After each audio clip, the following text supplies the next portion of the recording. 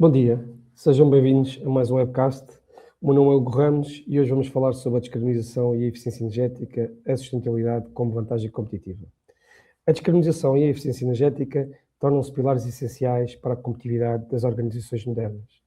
Num contexto de transição climática acelerada, as empresas que adotarem práticas sustentáveis destacam-se pela inovação e pela resiliência.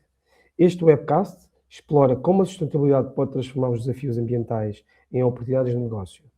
Junte-se a nós para descobrir as estratégias práticas que impulsionam o valor, reduzem custos e fortalecem a performance empresarial.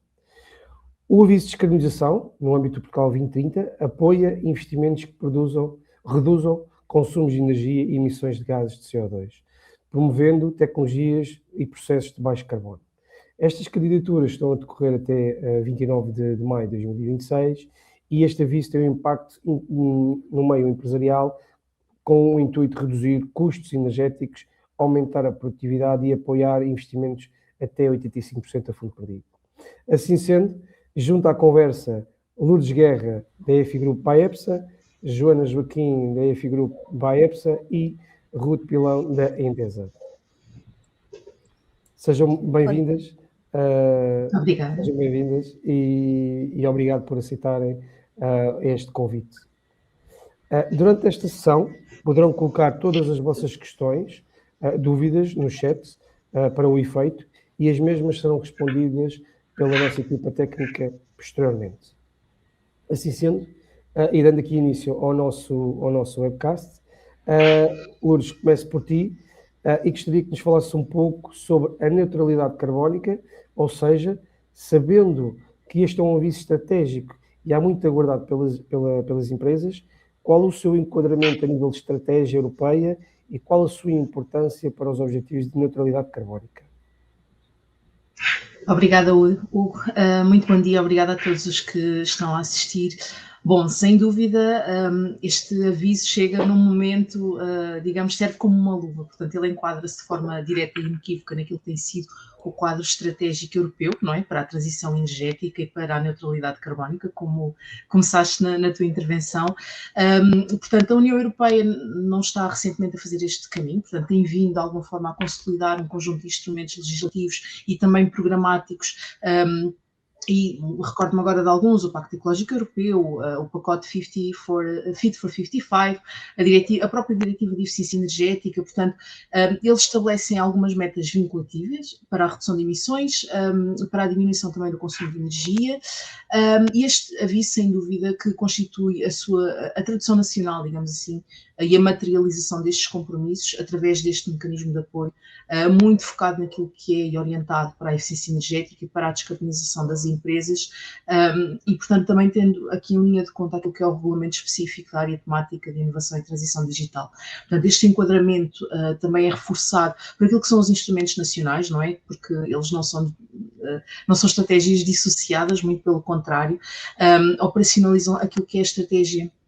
europeia, também explanada no roteiro para a neutralidade carbónica em 2050, o próprio Plano Nacional de Energia e Clima 2030, portanto, cuja atualização formal assume aqui um conjunto de metas muito ambiciosas, no domínio não só da redução das emissões e do ganho operacional no que respeita à eficiência energética, mas também na própria incorporação de fontes renováveis e na diminuição daquilo que é a dependência de combustíveis fósseis. Portanto, o próprio aviso explicita aquilo que são os investimentos apoiados, não é? E que de alguma forma também têm que contribuir para estes objetivos.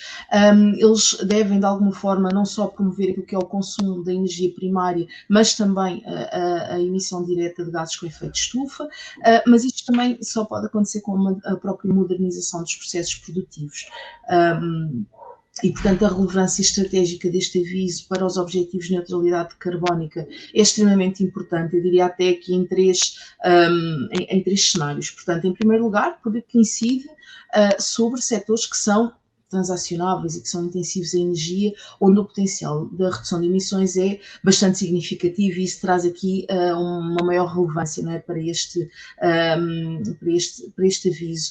Em segundo lugar, porque de alguma forma está a privilegiar também aquilo que são investimentos que promovem a própria eletrificação dos consumos.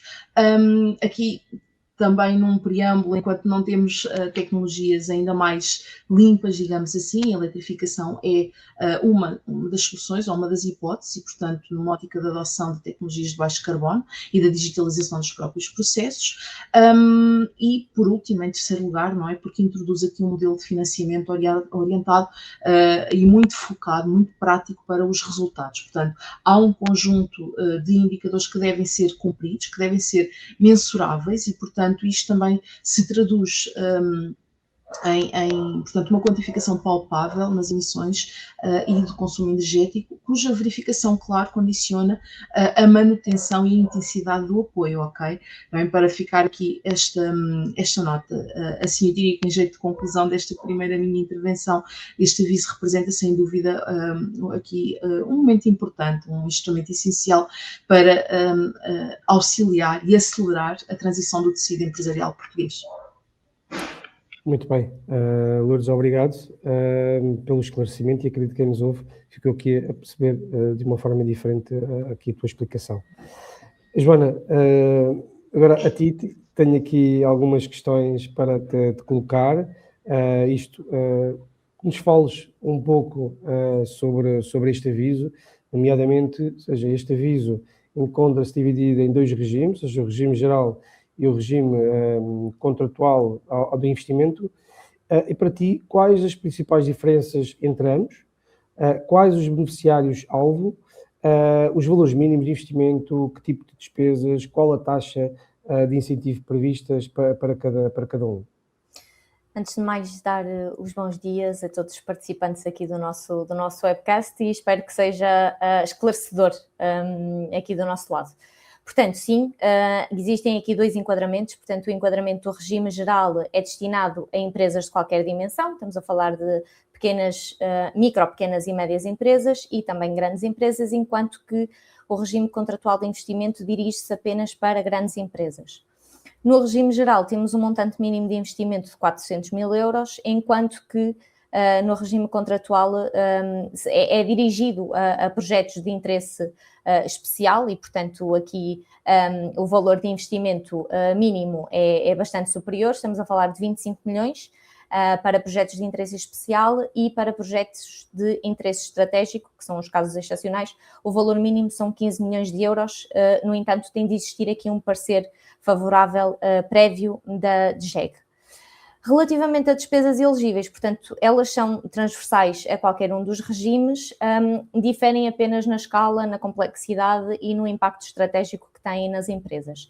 A título de exemplo, existem muitas outras, mas a título de exemplo, destacar todas as despesas em eficiência energética em processos industriais. Portanto, otimização de motores, ventilação, ar comprimido, substituição de fornos industriais, caldeiras ou instrumentos de recuperação de calor. Em termos de eficiência energética em edifícios, também podem ser aqui contemplados com uma instalação de painéis fotovoltaicos, bombas de calor, sistemas de armazenamento de energia renovável,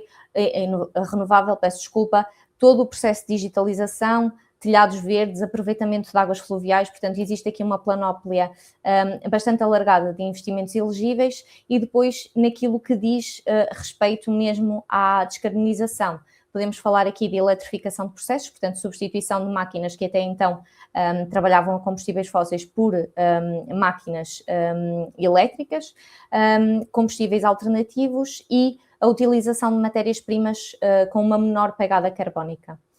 Em termos de taxas de incentivo, aqui existe uma grande diferença. Portanto, para o regime geral, nós podemos estar a falar aqui de uma taxa máxima de cofinanciamento de 85%.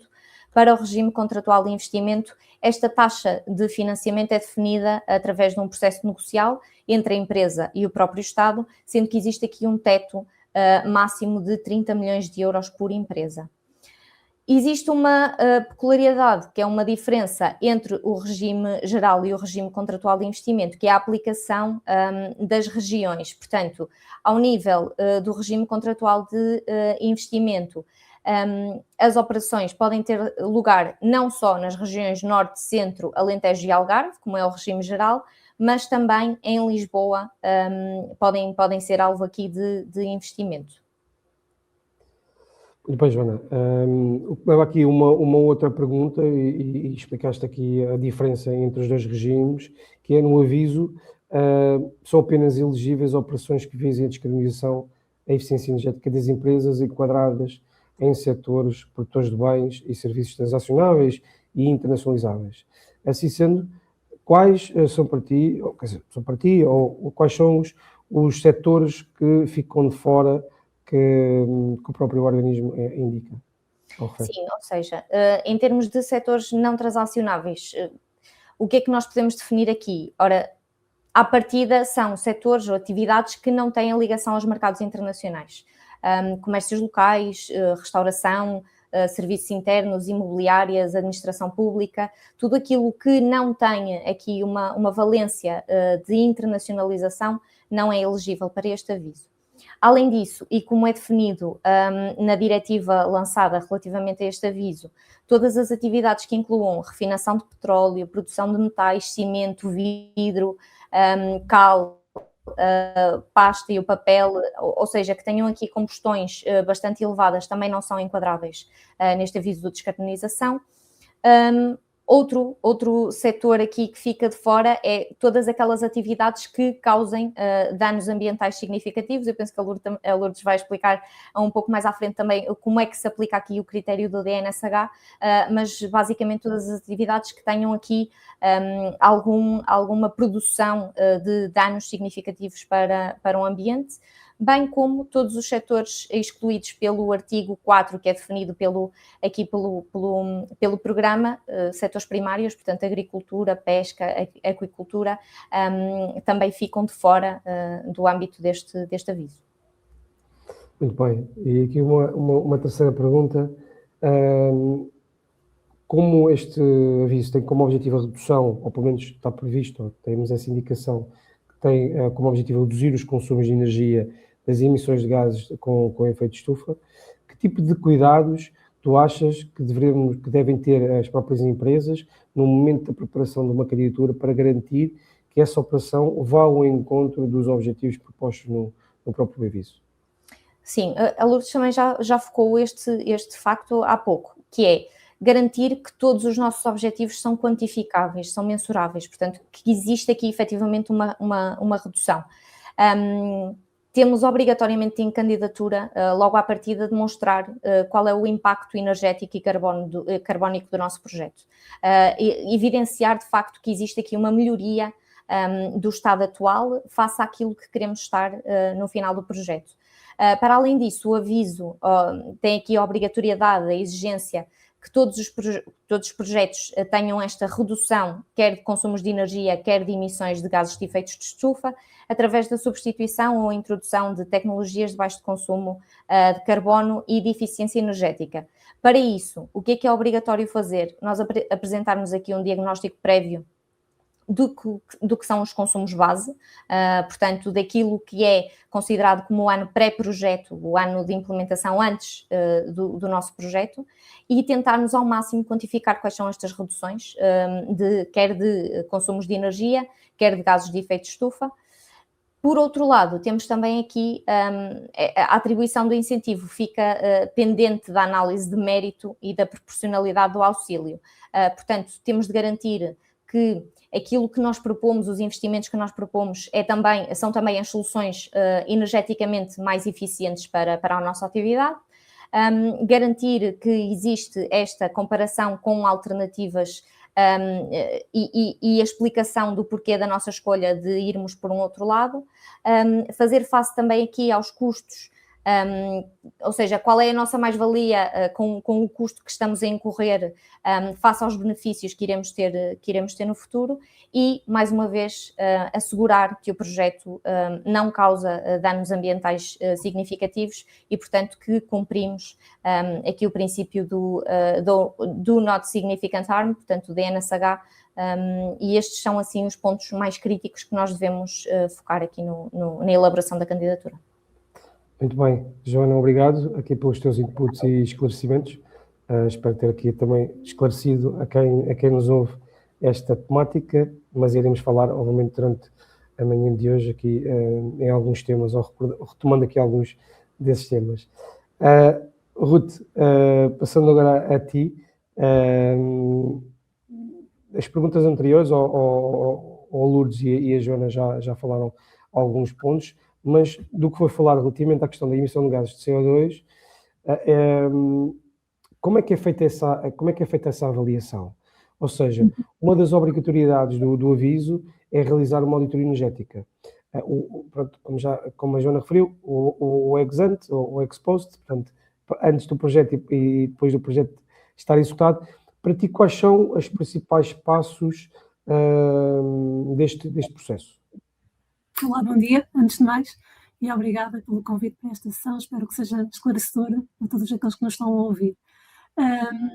Efetivamente, a auditoria, e desde já deixem-me que vos diga que eu acho que nossos empresários estão mais que habituados a fazer auditorias energéticas, até porque já desde, se não me engano, 2008, principalmente aqueles que são consumidores intensivos de energia, têm que fazer essas auditorias e, portanto, já conhecem, digamos que, o esquema dessas auditorias.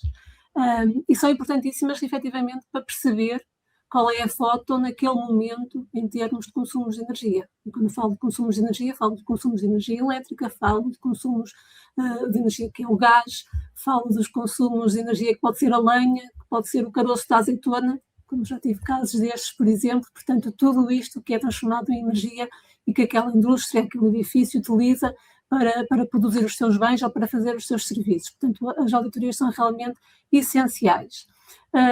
Diria que os principais passos de uma auditoria energética passam inicialmente por, precisamente, uma reunião inicial com a empresa, com os responsáveis da empresa, da área de energia, da área do ambiente, o que seja, para perceber efetivamente qual é o objetivo que eles pretendem com aquela auditoria, qual é o objetivo e o que é que realmente, quais serão as conclusões que eles estão à espera. E a partir daí iniciar os trabalhos. Depois desta reunião inicial, normalmente o auditor pede uma série de dados relativamente a consumos, relativamente à faturação, que é feito esse pedido, portanto, à empresa, e que é essencial que a empresa preste todos esses dados. É feita também uma visita às instalações para perceber de que forma é que funciona aquela empresa, aquela indústria, aquele edifício, como é que consome energia ao fim e ao cabo. E também, a posteriori, é feita, digamos que a medição in loco daquilo que são os principais consumidores daquela instalação. Porque realmente, quando se pensa em eficiência energética, é necessário perceber quem é que dentro desta instalação consome mais para se poder atuar efetivamente sobre esses principais consumidores. Portanto, é feita uma medição concreta em determinados consumos daquela instalação. Portanto, recolhidos todos estes dados, são levados para casa, levados para a secretária, são analisados, são estudados, percebe-se efetivamente como é que a empresa está a consumir. A maior parte das vezes há várias interações depois com o interlocutor das empresas, como é evidente, e chegamos então aí a um pré-relatório onde já quem faz a auditoria esclarece quais são as medidas que efetivamente lhe parece que serão as melhores em termos de eficiência energética para executar naquela instalação. Essas medidas são apresentadas como? São apresentadas já com o custo de investimento, ou aquilo que é o custo previsível naquele momento, e inclusivamente quais são os benefícios que vão advir da execução daquele projeto. Os benefícios, claro, em termos de eficiência energética, que são quanto é que eu vou consumir a menos e quanto é que eu vou emitir a menos em termos de CO2, dióxido de carbono, portanto, que é essencial também para este tipo de candidaturas.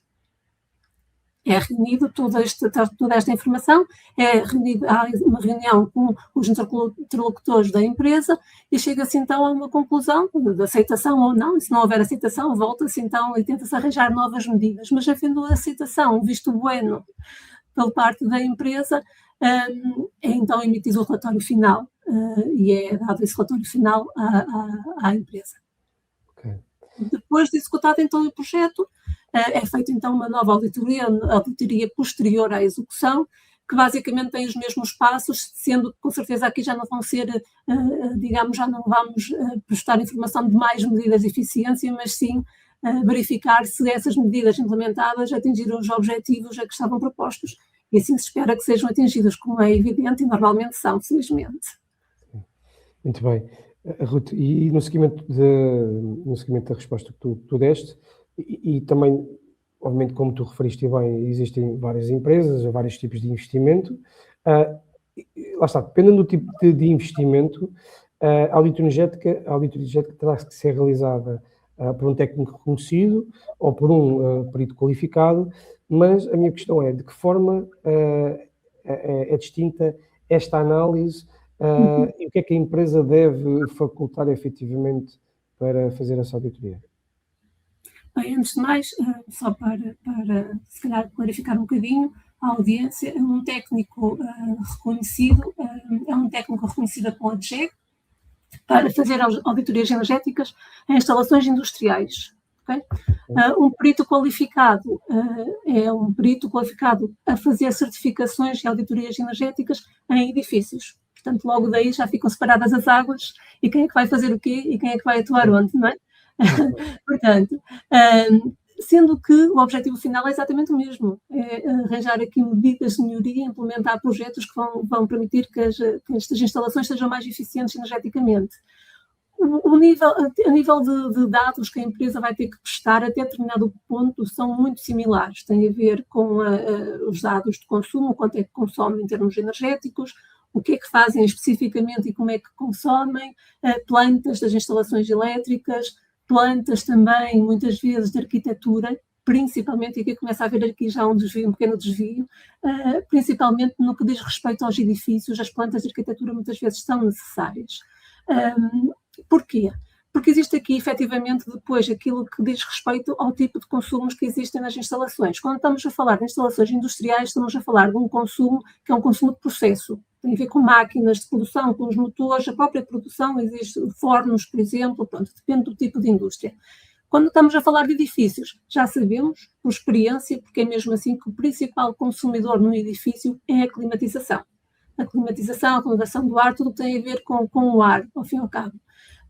Estes são efetivamente os principais consumidores de um lado e do outro. E, portanto, aqui os dados que precisamos de um lado e do outro são um bocadinho diferentes. Por um lado, em termos industriais, precisamos dos dados das máquinas de produção, como é evidente, em termos de consumidores. Por outro lado, nos edifícios, precisamos dos dados dos equipamentos de climatização, que são essenciais. Porque depois é preciso, a partir daí, fazer toda uma avaliação de como é que eles estão a consumir, se efetivamente são aqueles que, em termos dos equipamentos que existem no mercado, que são os mais eficientes, por exemplo, sendo que nos edifícios, muitas vezes, se ainda não foi feita, também será necessário fazer uma simulação dinâmica do edifício, que ao fim e ao cabo faz uma fotografia de como é que o edifício está a consumir energia em termos de climatização. Portanto, diria que aqui há aqui este desvio, quando estamos a falar em termos de consumo, como é que cada um consome, e a partir daqui sim precisamos destes dados diferenciados que têm a ver com os equipamentos maior consumidores dentro da instalação. De resto, em termos depois de trabalho, também é feita a visita, é feita medições naquilo que são os principais consumidores e é feito o tal relatório, o tal estudo das medidas de eficiência energética. Tanto para um como para o outro, como é evidente. Muito bem, Ruth, mas aqui, no teu caso, e de uma forma realista, uma forma correta, e para ir ao encontro das necessidades do próprio cliente, para ti, quais são os principais erros que a empresa deve evitar? Os principais erros, um dos erros que eu acho que a empresa deve evitar é achar que o auditor sabe tudo ou tem que saber tudo. Não sabe, de forma alguma. De forma alguma. Quem vai fazer auditoria a uma empresa não conhece a empresa.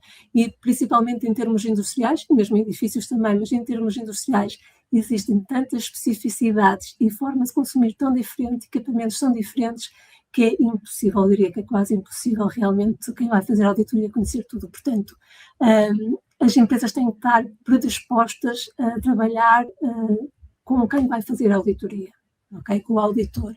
Têm de estar predispostos a dar toda a informação que o auditor pede, e eu acho que mais importante ainda, têm de estar predispostos a dar a informação que o auditor não pede. Porque há coisas que efetivamente, e desculpem-me aqui o vulgarismo, mas passam ao lado, quer dizer, quem não está lá todos os dias não sabe como é que eles estão efetivamente a trabalhar. Portanto, quem está no chão de fábrica, o responsável pela produção, o responsável pelo departamento de ambiente, é que sabe efetivamente quais são as características daquela empresa. Portanto, há coisas que o auditor não vai perguntar, mas que são importantes depois em termos de análise. Portanto, é importantíssimo haver aqui uma abertura completa no que isto diz respeito, porque esta auditoria é uma auditoria que vai ajudar efetivamente a empresa a atingir um determinado objetivo que eles querem. Portanto, é importante que haja esta entreajuda. E esta acho que é colaboração máxima, acho que é importantíssima. Mas pronto, existem aqui algumas questões mais técnicas que é também preciso ter em conta, não é? Quem vai fazer a auditoria, por exemplo, como eu já mencionei antes, é necessário que ponha equipamentos a medir os equipamentos maior consumidores dentro da instalação.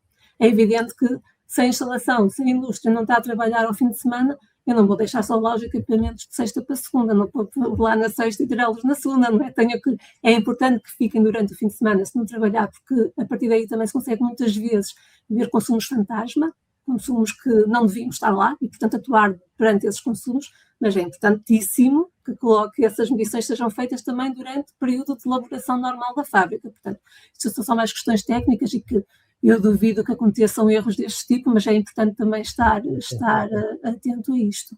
Portanto, eu diria que são... E depois, claro, por último, também relativamente a esta questão, é importante que o auditor, quem faz a auditoria, esteja sempre muito atento àquilo que são as inovações em termos de projetos de eficiência energética, para poder também propor à empresa essas medidas de melhoria e se calhar passar um bocadinho aquilo que é o normal, o típico que toda a gente propõe, mas realmente poder também ser inovador para conseguir o maior benefício também em termos de eficiência. Muito bem. E pronto, e como tu sabes, e já existe há alguns anos para cá, desde o PRR e agora, neste momento, os avisos no âmbito da descarbonização, um dos propósitos ou objetivos do próprio programa, ou dos programas, é que haja uma redução de emissão de gases de CO2 superior a 30% ou entre 20% a 30%. Portanto, quanto maior for essa redução de emissão de gases de CO2 de efeito de estufa, obviamente é melhor e porque vai ao encontro dos objetivos dos programas. Mas para ti, quais são as medidas mais eficientes que as empresas podem adotar para conseguir atingir esses resultados? Sabemos nós que não é fácil, mas quais essas medidas sem comprometer efetivamente a sua competitividade, a competitividade da empresa ao longo dos anos? Muito bem. Isto realmente, disseste aí uma coisa muito acertada, é que não é fácil, ou melhor, cada vez é mais difícil de conseguir atingir esse nível de redução de consumos ou redução de emissão de CO2. Isto porque também lá está, penso que é 2008 que temos ativos o sistema de gestão de consumos intensivos de energia, que obriga os grandes consumidores ou os consumidores intensivos de energia a fazerem auditorias regulares e regularmente a fazer redução de consumo. Portanto, há aí uma taxa mínima que eles têm que reduzir e realmente cada vez mais torna-se complicado de conseguir atingir esses valores, essas percentagens de redução. É assim, isto tudo depende sempre do que é que as empresas já têm implementado ou não. E se, por exemplo, as empresas não tiverem implementado um solar fotovoltaico, digamos que é logo a primeira medida essencial. E só se houver realmente alguma razão de força maior, é que realmente não será implementado, porque consegue-se efetivamente logo poupanças energéticas significativas com a produção de energias renováveis, nomeadamente solar fotovoltaico. Por outro lado, e estes avisos também vêm cada vez mais nesse sentido, e ainda bem, associar a produção de energia renovável à acumulação, a baterias de acumulação. Portanto, são projetos, digamos, que eu penso que serão vencedores e ganhadores no que diz respeito à eficiência energética. E depois, eu também já não sei se foi a Lourdes, se foi a Joana que falou aqui em digitalização. Eu acho que depois de tudo isto junto, realmente consegue fazer um bolo, por assim dizer, em que se vai conseguir chegar aos valores. A digitalização é importantíssima, nomeadamente no que diz respeito aos sistemas de gestão de energia. Ainda existem muitas empresas, mas muitas empresas em Portugal que não têm qualquer sistema de gestão de energia. Ou seja, eles não sabem como é que estão a consumir.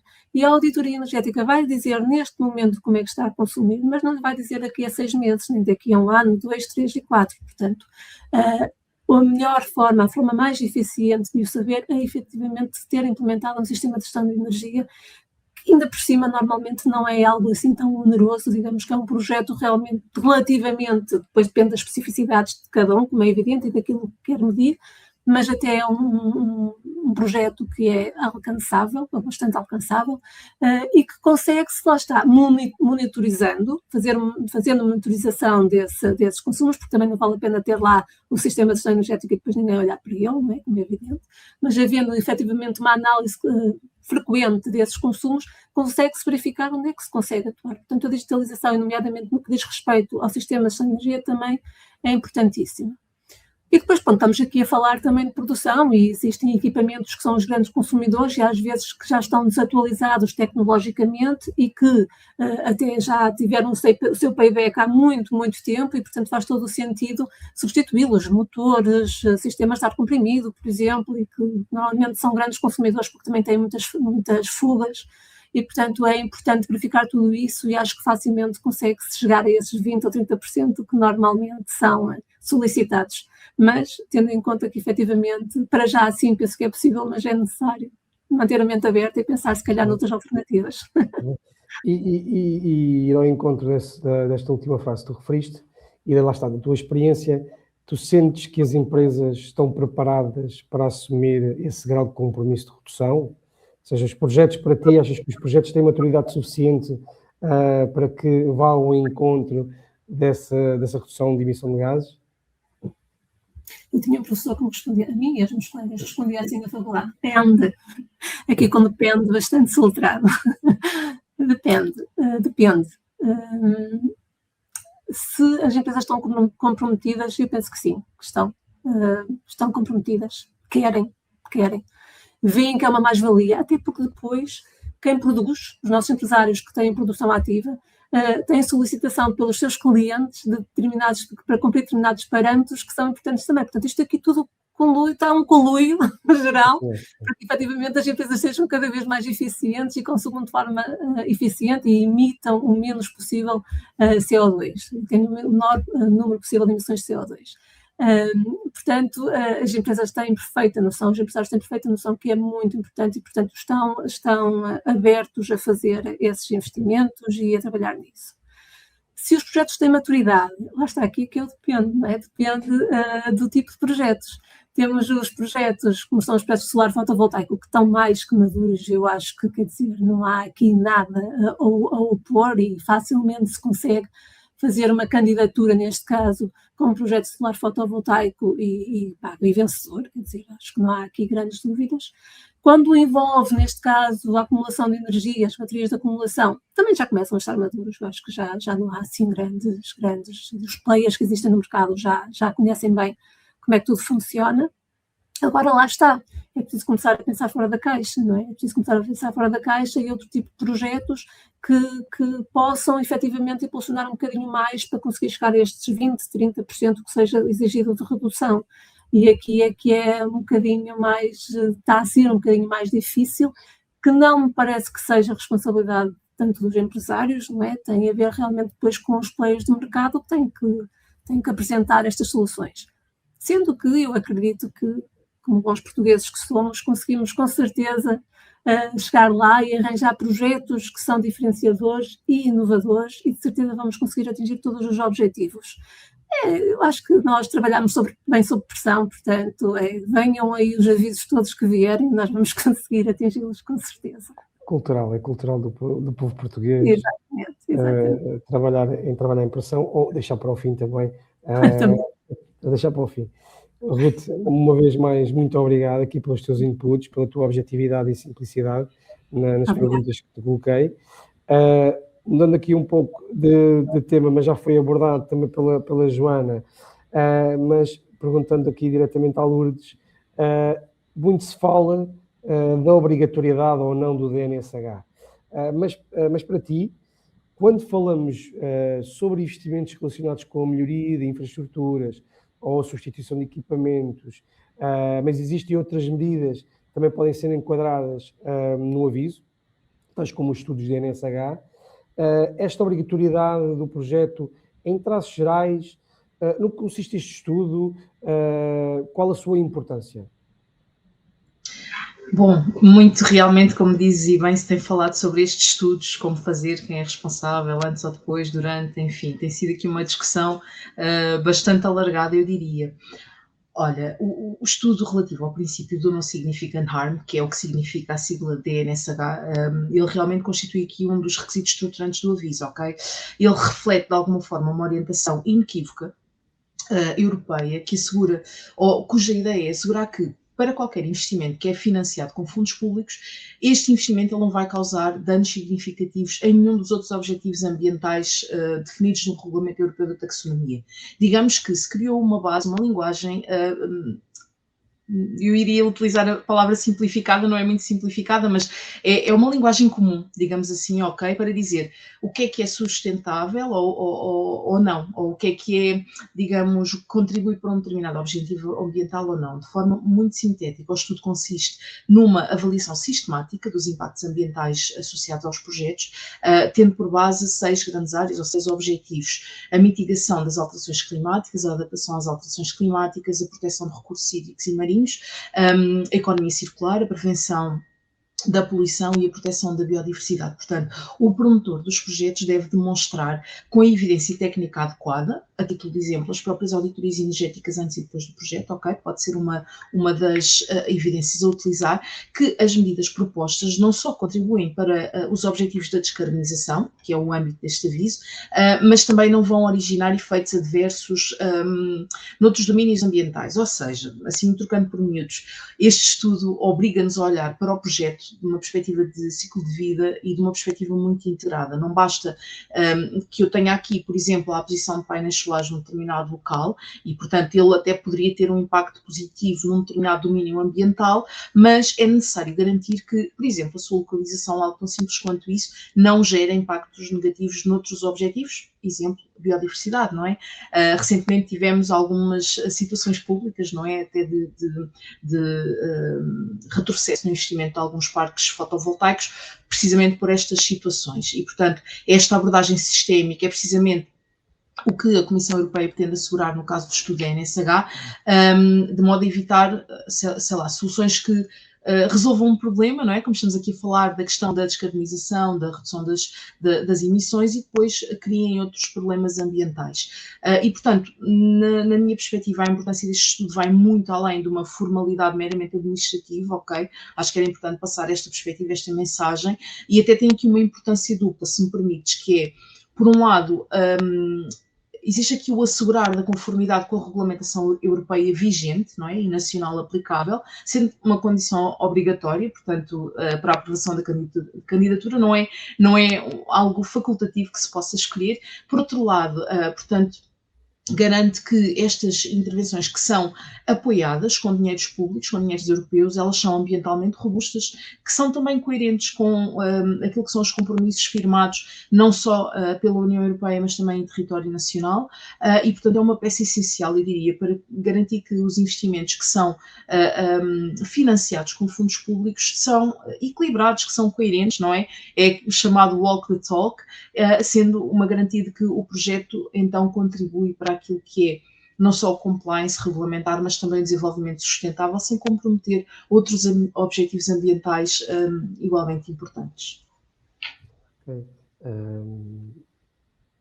Em jeito de conclusão, e aqui um pouco mais da tua opinião, quais os benefícios a longo prazo que as empresas podem esperar quando investem em descarbonização, quer em termos de sustentabilidade, quer em termos ambiental e mesmo na questão da competitividade? Como é que tu vês aqui a longo prazo estes benefícios?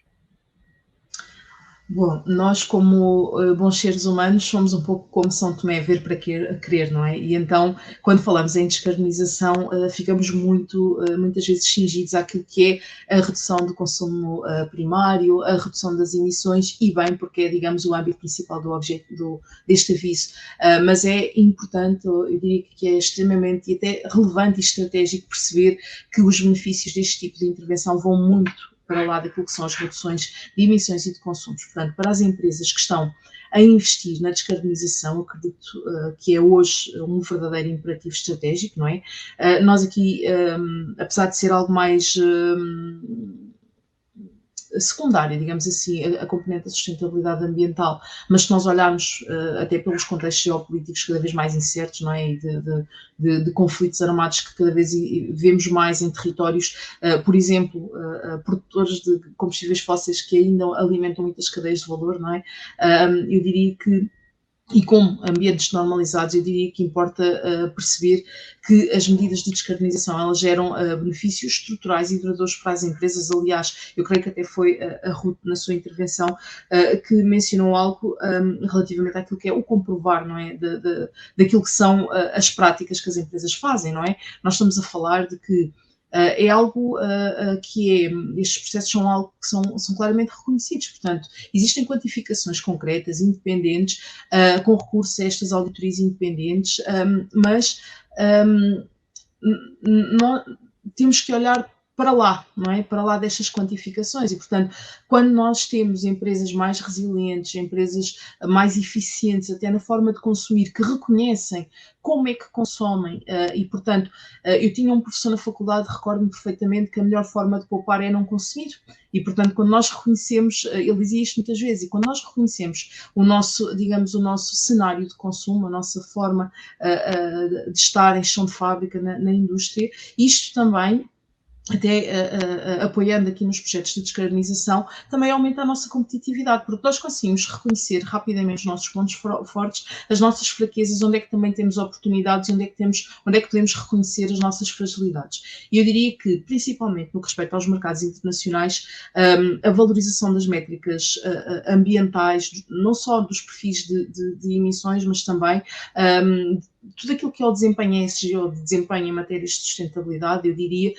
ao longo das cadeias de valor é algo que eles estão muito atentos e, portanto, às vezes parece-nos algo um pouco mais dissociado daquilo que é a descarbonização em si, mas não é. E, portanto, sempre que que as empresas que trabalham estes temas antecipam a evolução cada vez mais acérrima deste tipo de desempenho, da comunicação destas métricas de desempenho, de forma mais favorável, porque conseguem aceder a novos clientes, conseguem aceder a novos mercados e contratos e, portanto, eu diria até em jeito de conclusão, portanto, tudo o que são investimentos em tecnologias limpas, na digitalização, como também referiram, contribuem não só para aquilo que é a modernização do nosso parque industrial, que é extremamente relevante, mas também permite às empresas operar, lá está, de forma mais previsível, ter os seus processos mais controlados e, portanto, ter aqui uma maior capacidade, eu diria até, de resposta àquilo que são não só os requisitos de cumprimento ao abrigo deste tipo de avisos, mas também a requisitos regulamentares futuros, porque